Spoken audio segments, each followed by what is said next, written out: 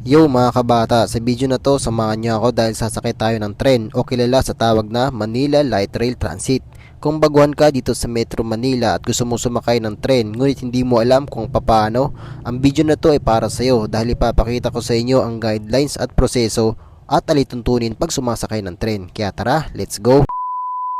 Kasalukuyan na nandito tayo ngayon sa Parañaque Integrated Terminal Exchange o kilala sa tawag na PITX. Nandito ang mga terminal ng buses from north and southbound pati ang LRT Line 1 station. So ako pala ay manggagaling dito sa Parañaque, from Las Piñas pa ako. At tutungo ako sa Quezon City sa Muñoz sa may Fernando Po Station, ang huling station ng LRT. Ang una nating gagawin ay pumila tayo sa bilihan ng ticket. Mayroong dalawang klase ang ticket, single journey ticket at round trip ticket. Ang ticket na ito ang gagamitin natin para makatawid tayo sa gate. Ngunit mas maganda kung mayroon kang tinatawag na beep card. Ito ay loadable card na pangunahing ginagamit dito sa LRT at sa mga modern buses dahil ito ay niloloadan na lamang. Pwede mo rin itong paloadan dito sa mga stasyon para magkaroon ng amount at itatap mo na lamang ito sa bawat station pag ikaw ay sasakay. At pagkatapos mo makatawid ng gate ay kailangan mo nang tumungo dito sa waiting area. Dito sa waiting area mahigpit na ipinagbabawal ang mga gwardya, maging maingat dapat sa pag-antay dahil may mga indicated lines lamang na pwedeng pag-antayan. Dahil kung ikaw ay lumagpas sa indicated line, maaaring magkaroon ng aksidente at madulas ka sa riles. Pag nasa waiting area ka na, ang kailangan mong gawin ay mag-antay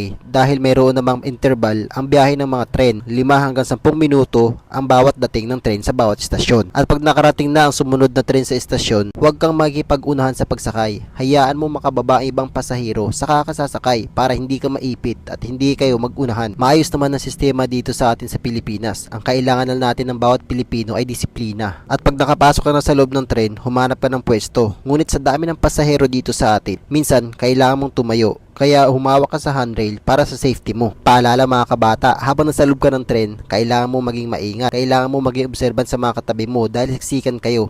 Hindi mo alam kung may mandurukot sa loob. At pagdating naman sa tamang asal habang nasa loob ng tren, ipinagbabawal ang pakikipagkwentuhan o ang pagpapatugtog ng cellphone ng malakas. Ganon din sa pagkain at pag-inom, hindi ito pinapayagan upang sa kaligtasan ng karamihan. Kung makikipag-usap ka sa mga kasamahan mo, siguraduhin nyo na hindi kayo nakakaistorbo sa iba. Hindi naman pinagbabawal ang pagsisilpon sa loob basta hindi kayo nakakabala ng kapwa nyo. Sa katunayan, nakapag-vlog pa nga ako dito for documentary purpose. At yun nga guys, habang nasa biyahe, habang nagbablog ako, may nagtanong pa nga sa katabi ko kung ano daw ginagawa ko. Sabi ko, nag-content ako. Tinanong ko pa nga kung gusto niya sumama sa content. Sabi niya, hindi na raw. Dito mo rin pala makikita ang bawat estasyon na paghihintuan nyo dahil nakapaskil naman dito sa loob ng tren. Dito mo na lang tingnan kung saan station ka bababa. At yan nga guys mga kabata, pagkalipas ng humigit kumulang 30 minuto, nakarating na ako dito sa last station na pupuntahan ko, ang Fernando Po Station dito sa Muñoz sa Quezon City. So paano, hanggang dito na lang aking video guys. See you next. Ingat!